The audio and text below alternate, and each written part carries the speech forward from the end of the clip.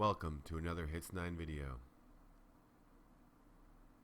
So I've got my Vega 64 in my system now for a few weeks, learning the quirks of it, and up until recent it's been running pretty good until I started pushing the clocks a little further. I then started powering off my computer and tripping the overload sensor on my power supply. Couldn't really figure out what's happening, considering I'm only running one card and my power supply is a 1250 watt Enermax Evo Galaxy. It's a bit older, but it's sufficient. So before my Vega 64 was put in my system, I was running a GTX 1080. I guess it wasn't requiring so much power, but I only had one connection plugged in from my power supply to the power on the graphic card, thinking that it was enough because there's two 8-pin connections coming from the one lane. Obviously there wasn't. So if you see this picture here, these red connections are the connections for the graphic cards. I was using the top one, which has two 8-pin connections. You think it's sufficient for one card, but unfortunately it only uses 30 amps max. And I'm thinking I'm pulling close to 40 with this overclock.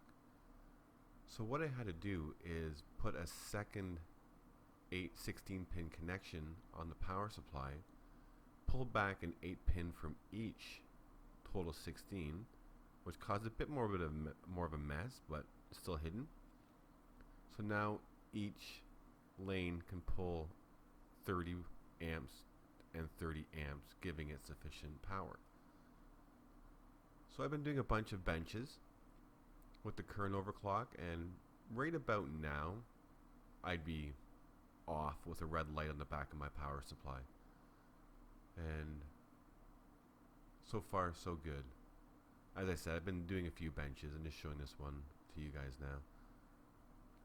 It's running at 1100 megahertz on the HBM.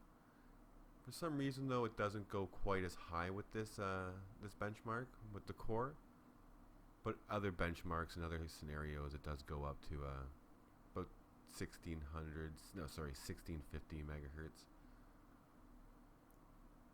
So overall, quite happy. I was also seeing if it was not just a benchmark issue, if it was a game issue, but as soon as I loaded up Resident Evil 2 with my new clocks, it was doing the exact same thing.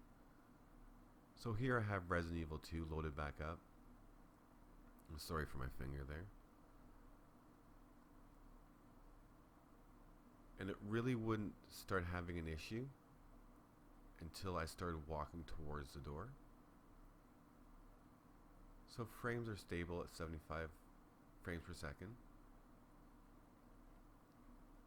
All settings are still maxed, so I'm trying to stress this out as much as I possibly can.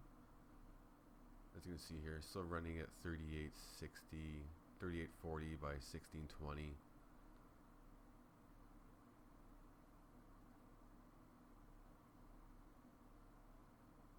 So the issue was, as soon as I started walking to the door, and then when I opened the door, my system would turn right off and I'd get the red light again.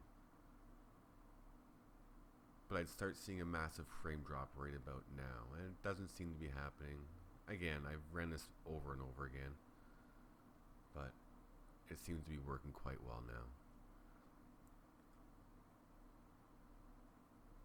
Quite happy with this new setup. Unfortunately though, there are 16 extra wires in my case now. Not too happy about that, but stability is well worth it. So what I've done as well is I've added this power play mod to provide the system or the graphic card with 50% more power delivery. Before, when you went into the Wattman, you could only get power limit to 50. Now I've had it set to go to 100. I don't want to try going to 150, but I might do that one day. As you can see here, my HBM speed is at 1100 megahertz. Thanks for watching.